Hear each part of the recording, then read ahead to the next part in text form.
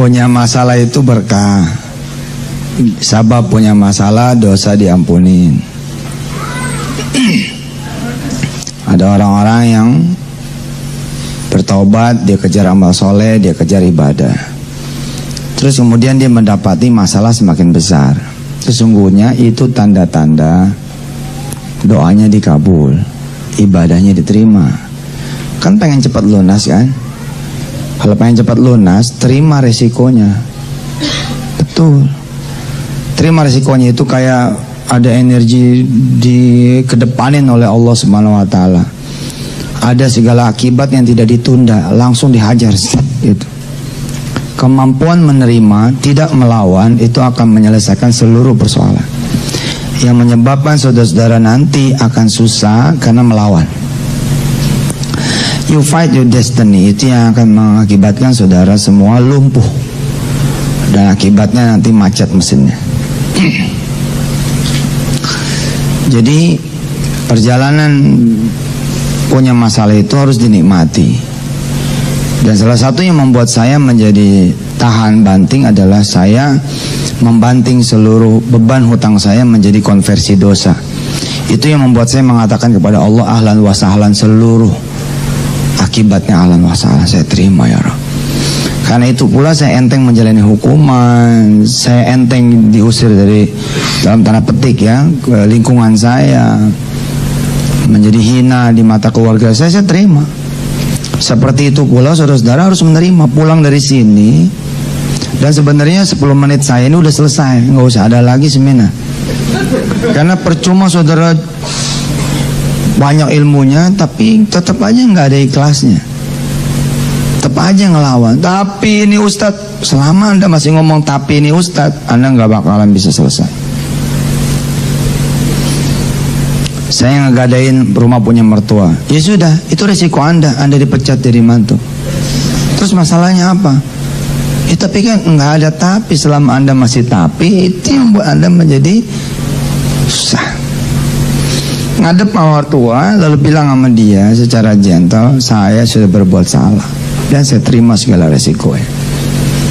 Kamu ngomong sembarangan, terima resiko. Saya yang terima resiko, hilang rumah segala macam. Itu mau ngapain? Mau nonjok mertua? Kan pasti saudara diam dong. Ya terima. Terus mau suruh cerai, ya cerai aja, susah amat.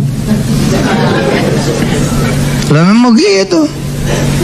Anda ngadep ke keluarga, Anda lalu diusir dari keluarga, ya nggak apa-apa, bismillah aja keluar.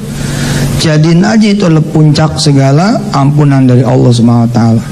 6 bulan, 1 tahun, 2 tahun, ngumpul lagi.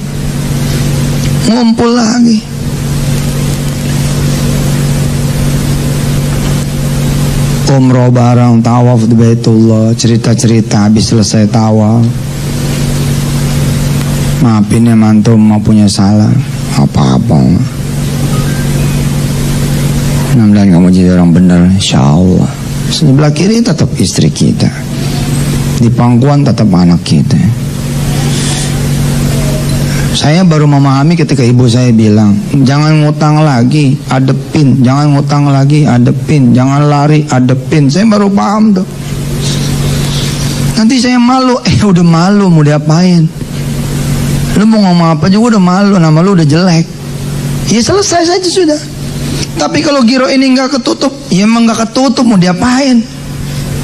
Istilah orang jalanan mah pasang badan beres, selesai. Karena segala nanti amalan tuh jadi sia-sia tuh kalau nggak ada nerimanya. Aduh nanti saya begini aja, malah jelek tauhidnya. Masa depan kok dibayangin. Lihat yang kemarin kita minta ampun dari Allah SWT, kepada Allah SWT kita mohon ampun semuanya, selesai. Tapi yang jadi masalah Ustaz, bukan semuanya udah masalah buat ente kalau ngomongnya begitu. Saya sih ridho, ya itu namanya nggak ridho. Kalau saya sih ridho rumah saya hilang, cuman yang jadi masalah ada rumah orang-orang lain, udah nggak usah dipikirin. Emang lu Tuhan, gara-gara lu nggak ada dia nggak bakal hilang rumahnya? Belum tentu. Siapa tahu Allah memilihkan Anda sebagai takdir buat dia. Enggak sedikit loh orang yang terima kasih kepada orang lain sebelumnya, termasuk saya. Alhamdulillah, I was the winner and I wanna be the winner forever. Saya pengen jadi the winner dari dulu. Makanya saya suka benci ya. Tingkatnya udah tingkat kabupaten sebelnya tuh. Daripada sebal, benci sama orang-orang yang nggak the winner gitu. Ada cacatnya. Subhanallah Ustaz, saya akhirnya harus cuci darah 2 minggu sekali. Itu masih cacat tuh kalimat. Belum the winner Paul. Alhamdulillah akhirnya saya merasakan juga cuci darah 2 kali seminggu. Itu baru the winner. Apalagi kalau masih ada, nggak kebayang sama saya dari mana saya punya duit. Nah, makin the loser tuh. Pola aja udah, hajar aja udah, masalah mah tungguin aja depan yang nagih. Umpama datang yang nagih-nagih, hadapin aja. Umpama kata keluar segala kebun binatang, ya emang itu ente udah. Ya mau diapain? Istilah saya mah kalau ente juara keempat diwawancara ente nggak mau. Jangan begitu, bilang dong sama wartawan. Iya saya juara 4. Next will be the 3. Nanti bakal jadi yang ketiga. Besok ketiga saya will be the 2. Besok the number 1. Selesai.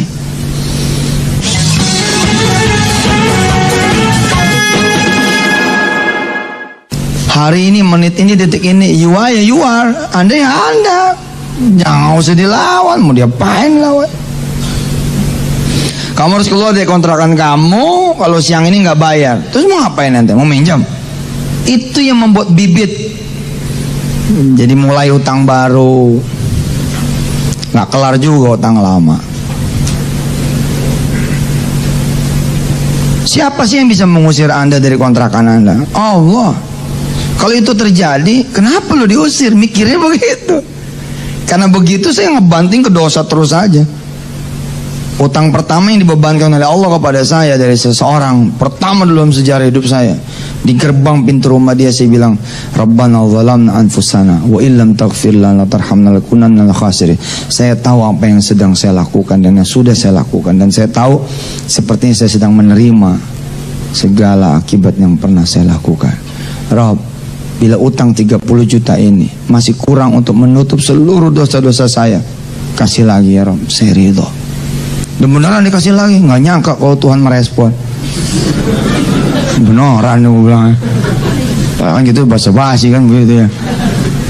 Terima. Orang suka bilang, kenapa ya? Kok utang saya malah tambah gede? Ya itulah tanda-tanda Allah akan mengabulkan. Anda kan minta dikabulin. Dipercepatlah masa pengembalian, dipercepatlah masa pembayaran, tahanin. Habis itu selesai. Habis itu selesai. Tapi ya udahlah, masih ada tapi itu. Udah jalanin aja udah. Jalanin aja.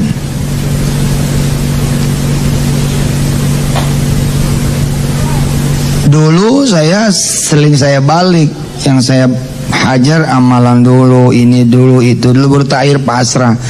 Ternyata setelah saya mengalami sendiri, pasrah itu nomor 1. Pasrah itu nomor 1. Begitu diusir dari kontrakan, ya sudah. Begitu sampai siang orangnya datang. Sebelum orang yang ngomong kita pamit dulu. Ma Bu Haji, saya tetap nggak bisa bayar sepertinya, jadi saya mohon pamit. Oh jadi lu udah sadar nih? Iya gimana? Terus utang lu gimana? 4 bulan lu nggak bayar gimana? Insyaallah saya akan kembali lagi. Enggak, jangan pergi dulu sampai utang lu lunas. Lu masuk lagi. Masuk lagi. Beres sudah. Iya. Habis itu baru deh tuh rundownnya, berarti ada niat baik, jangan niat ngemplang. Ada kemudian taubat, ada ini, ada itu. Tapi titik pertama itu pasrah, itu number 1. Pasrah, ikhlas, terima, ridho, apa yang terjadi. Apalagi ada sebagian yang lari sehingga berani pulang, makin jauh itu. Makin jauh. makin jauh. 7 tahun lari. Begitu kemudian pulang di tahun ke-8, hidup lagi masalahnya. Coba kalau dia jalanin aja hukumannya, selesai juga. Seberapa sih lamanya kalau utang mah? Paling top dulu 2 tahun. Pulang nambah lagi 2 kilo, 3 kilo. Jadi dalam lu kayak negeri kan, makan terus, mikirin. Dulu nyapin orang, sekarang di dalam. Tapi usaha saya nggak sanggup. Itu dia. Bilang dong, saya sanggup ngatasin semuanya. Udah cebur aja udah. Giro 10 berantakan, udah mau wayahnya berantakan, diapain? Ente mau berjuang. Itu yang membuat jadi ketemu rentenir baru. Utang 100 juta tadinya jadi 1 miliar. Nah, bismillah aja, biar aja dia yang pada mikir. Wah, ya biarin aja, jadi aja udah. Mau diapain? Terus digebukin lagi. Kan saya udah bilang, terima ya risikonya. Malah kalau digebukin nanti punya duit. Iya dong, begitu digebukin langsung visum, laporin, tuntut dia 2 miliar, mayan.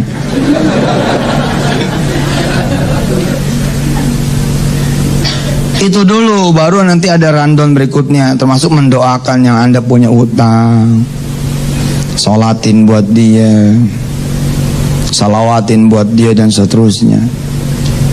Ayo lo masih ngelawan, apalagi nggak ada the winnernya, wah ada masalah. Saya punya usaha udah 15 tahun, masa sih harus hancur? Emang nggak boleh orang ngancurin usaha ente? Belagu bener ente. Lagian kayak nggak punya salah aja sama 15 tahun. Mau 15 tahun juga sholat pada nggak bener, sholat malam pada nggak ada, berani-beraninya komplain sama Allah. Ini kan gara-gara dia, wah makin gila lagi salahnya. Mana ada gara-gara dia? Atakhidu min dunihi alihatan yuridinir rahmanu bidurri la tughni anni syafa'atum syai'an wa la yunqidun. Enggak ada sebab orang. Saya kalau enggak ada dia nih, mana ada gara-gara dia, mana ada. Tapi dia emang bandel loh. Makanya saya paling malas nerima konseling orang-orang punya utang. Ini benar, jawaban buat dia adalah pulang, lu hadepin. Pulang. Saya usir nih. Macem-macem nih. Sebab ngomong macem-macem juga 2-3 jam, ujung-ujungnya saya harus apa?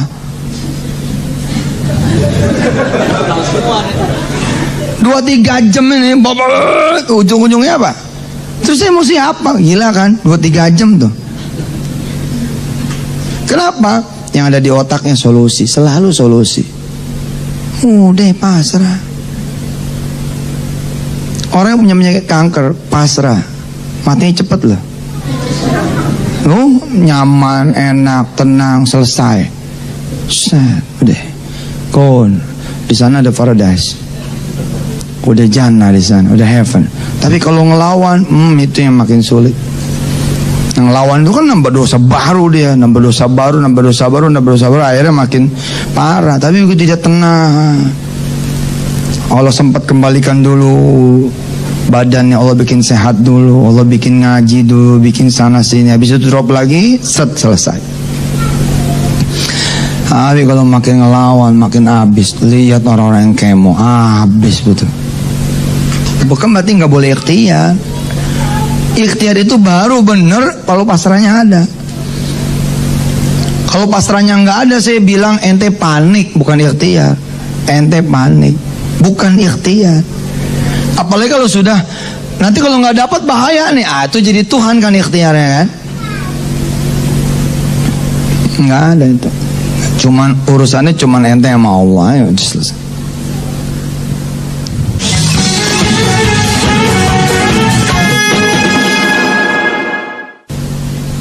Jadi emang unik sekali ini urusan utang ini. 10.000 ahli kelas, 10.000 ayat kursi nggak ngaruh. Selama tauhidnya nggak benar, imannya nggak benar, pasrahnya nggak benar, apa sih lagian gitu?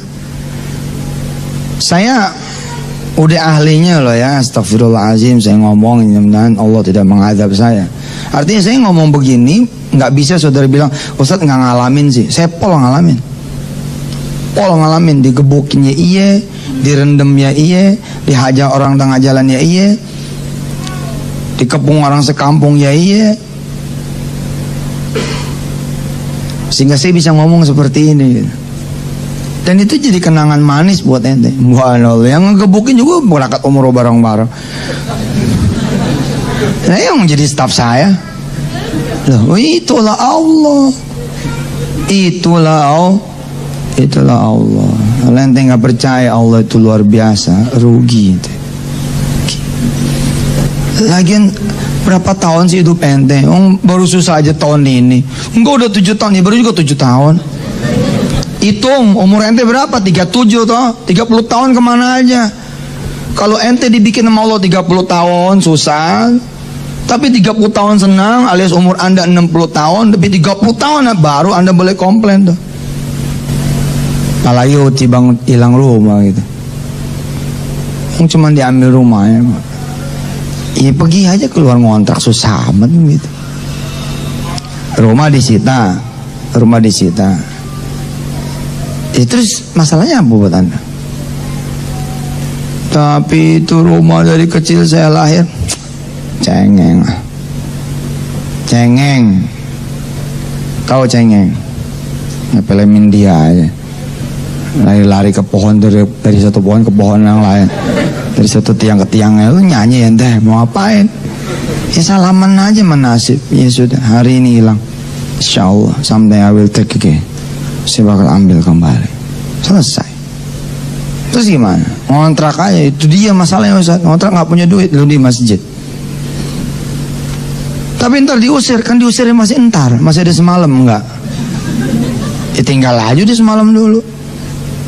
Pokoknya ikutin aja gitu. Ikutin aja saat. Ikutin aja. Terus sampai flow-nya tuh. Nah naik lagi saat. Ente datang lagi ke kampung yang ente diusir saat. Pokoknya kalau ente udah siap kehilangan apapun, lalu masuk saja Allah, selesai sudah urusan ente. Ente siap hilang keluarga, ente siap hilang rumah, ente siap hilang usaha, ente siap hilang anak, ente siap hilang semuanya. Kecuali ente minta sama Allah, jangan sampai Allah hilang dari saya, jangan sampai iman hilang dari saya. Semua akan diserahkan kembali sama anda. Paling telat nanti kalau anak nikah pasti nyari ya, ente mau kemana sih? Mau malinya ente kok. Mau mana coba? Ya begitu aja udah saya mah.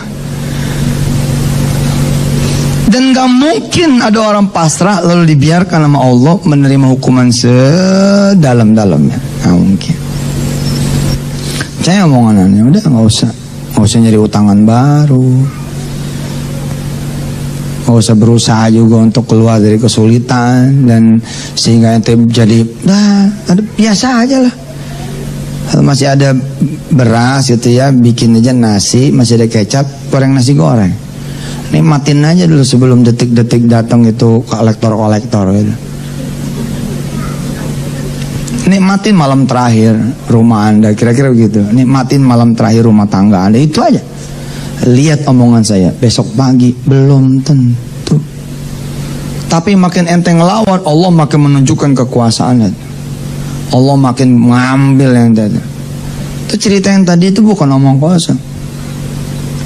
Oh jadi lu udah tahu lu punya masalahnya apa? Tahu. Terus gimana utang lu 4 bulan lu nggak bayar? Terus gua mau nyari kemana? Iya, ntar saya kemari lagi. Nok aja ntar gua susah nyari lu lagi. Udah lu masuk dulu lah. Lu pikirin tuh gimana cara lu bayar utang kontrakan lah. Assalamualaikum, waalaikumsalam. Suruh balik batal. Padahal kemarin apa? Kalau lu nggak bayar besok, gua keluarin lo. Tapi nggak juga tuh akhirnya. Saya datang ngadep sama seorang yang saya punya utang. Waduh, itu namanya diomelin 3 jam. Tapi hati ini udah kayak Bilal, Ahad, Allah, udah. Begitu 3 jam, dia panggil istrinya, Bu, masak nggak? Masak. Mau makan loh? Mau. Kali kalau ente tahu dosa ente apa, udah jangan lawan deh. Terima aja. Terima aja. Ikhtiarnya mana Ustaz ikhtiarnya? Bentar, pasrah aja dulu. Siapa juga sih yang bisa nyerahin seseorang kecuali Allah?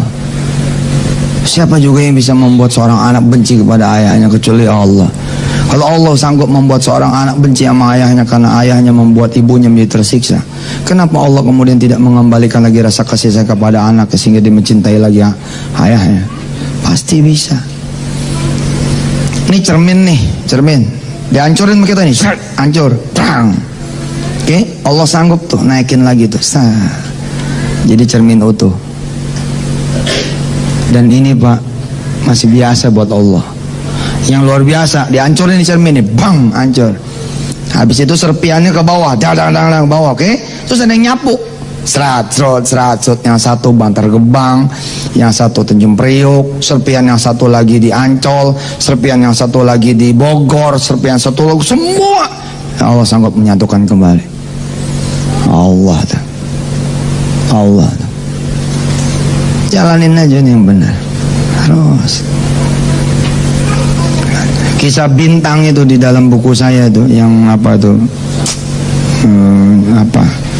berpikir besar itu. Jadi ketika dia sudah sadar itu di posisi 30, 100, 90, 80, 70, 60, 50, 40, 30 di sini nih, dia sadar. Ente kan maunya habis 30 sadar, ngegeber tahajud, ngegeber duha, ngegeber sedekah. Ente kan maunya 31, 32, 33, 34, 35, 40, maunya gitu kan? 40, 41, 42, 43, 44, 50, dang 70, 100. Tapi itu bukan ente yang ngatur, bos.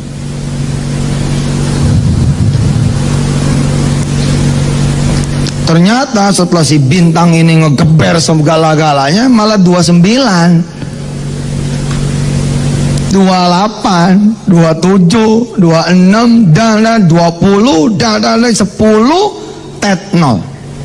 Masuk penjara. Wassalam semuanya tuh. Nggak ada lagi mertua, nggak ada lagi istri, nggak ada lagi kerjaan, nggak ada lagi teman, nggak ada lagi semuanya. Tapi dia bilang, oh saya salah. Saya itu sadar bukan di 30, di sini nih, di 0 ini. Dia bangun lagi, 0, 1, 0,2, 0,3, terus naik, keluar. Begitu keluar, sampai luar dijemput sama binianya, sama suami, sama anaknya, sama mertuanya. Dia bingung, kok masih jemput? Iya, abang masih jadi laki saya. Mertuanya nanya, belum jatuh omongan kan dulu? Belum. Ya udah kalau belum mah, ya udah usaha lapak ya dah yang lancar sekarang. Itu bini kamu. Terus mereka mulai lagi dengan jualan bensin eceran. Bensin eceran mulai pom bensin 1, mulai pom bensin 3, mulai satu bis diberangkatkan umroh dan saya ada di dalamnya. Allah tuh, Allah. Saya ngebayangin nih 2-3 tahun lagi saudara ini pada datang ke saya. Ustazah, ada duit enggak? Minjem? Oh salah, kita mau bagi duit nih. Bagi berapa? Enggak gede sih, ya 2 miliar lah. Insya Allah. Asal berani ngadepin masa depan, ya. Apa yang mau disita udah dari sekarang bagi aja. Telepon aja bang. Jangan sebulan lagi, kelamaan. Sitanya besok aja. Tapi kita belum ada jadwal. Itu dia cepetin. Tapi enggak lah, gak usah lah. Ntar kita rapat dulu, komite dulu. Enggak, sekarang aja. Saya biar cepet selesai lah. Kan biasanya orang begini, ini rumah kan saya bangun, masih cuma gini ya. Oh, Itu makin gede, shoot, naik lagi, shoot, naik lagi. Akhirnya kalau dulu selesai dengan selesai disita, sekarang nggak selesai lagi dengan disita. Mumpung masih kecil itu loh, mumpung masih boroknya tuh belum banyak gitu, udah pencet, bang, selesai. Bilang sama istri, mama nggak sanggup. Iya sih, nggak sanggup. Ya nggak sanggup ya Bismillah. Mama maunya apa? Ya masih maunya mama tuh nggak punya masalah lagi, ya, tapi kan hidupnya emang lagi masalah. Terus gimana? Ya kalau abang itu ya cerain saya aja. Ya udah gue cerain lo. Oh abang jadi gitu? Ya kalau yang minta. Kita pikir saya nggak beneran. Kalau nggak beneran ya ayo. Kita bareng-bareng nih jalan. Ya nggak itu nggak. Iya terserah. Pokoknya gini aja. Emang lo mau dicerai, gue cerai. Itu aja udah. Ya. Pulang dah dia, didukung nih sama mertua, sama bapaknya dia. Ya udah cerai aja. Ya jadi cerai. Ya alhamdulillah yang nangis dah tuh. Ya Allah beneran masuk Mansur nih aduh. Abang. Udah gitu datang lagi surat undangan. Lihat tanggalnya, tanggal mundur. Tanggal bangsa udah lewat nih idah. Ya Allah, bini kita jadi bini orang. Terus gimana? Ente happy lah. Siapa tahu bini kita di zona sama suami yang baru. Hah? Hidupnya senang. Nggak seperti selama hidup mama ente susah. Lagian masih 2 bulan lagi lo takut amat. Belum tentu terjadi juga. Jadi orang mikirin yang di depan. Ada mie goreng, makannya lu mie goreng santai. Masih ada duit 2.000, masih ada. Beli kelapa merah. 2.000 mana dapat? Ya sebelah lah.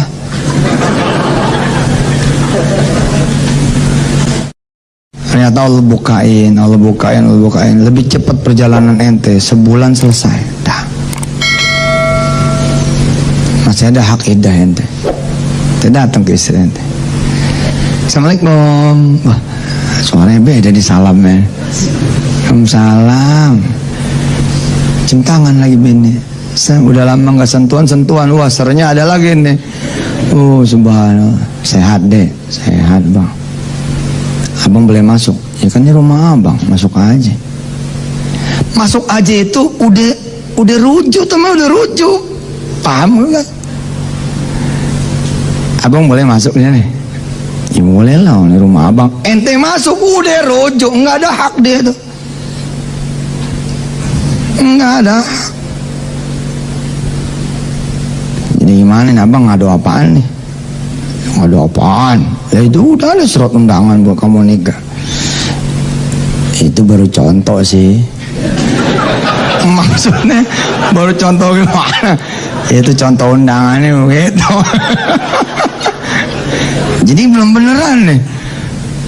Belum tuh juga belum disetujuin. Tapi kenapa lo ngirim ke gua? Ya kesel aja sih sama abang. Coba betapa beruntungnya ente udah sabar, ente redo, ente ikhlas. Dan banyak kasus terjadi kok disita, ente tetap di situ. Nggak ada masalah kecuali suratnya nggak ada mente. Itu semua apa masalahnya gitu? Tanda tangan gitu.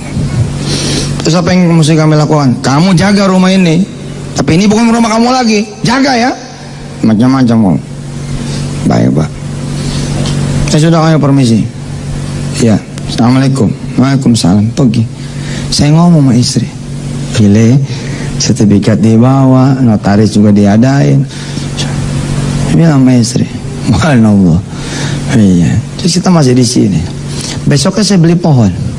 Beli pohon. Saya tanemin. Beli pohon. Saya taruh di. Istri saya nanya. Masih ditanamin pak? Masih lah, kalau nanti orang yang baru beli kan biar dia enak ninggalin. Oh gitu. Terus itu nambah ruangan sana? Nambah aja nggak apa-apa. Nah, sebulan nggak datang, 2 bulan nggak datang, 4 bulan datang. Sehat Ustad? Sehat. Ibu titip salam sama Ustad. Rumah ini nggak jadi diambil. Nah, terus Ini kita bawa suratnya. Cuman ini ada yang harus ente tanda tanganin. Apaan ini? Ente tanda tanganin, ente mengakui utang. Sekian, mesti bayar sekian. Oh iya sini. Nah, tangannya susah amat. Dari dulu saya begini easy. Orang-orang bilang begini. Oh ente main gampang aja dah. Maaf sudah.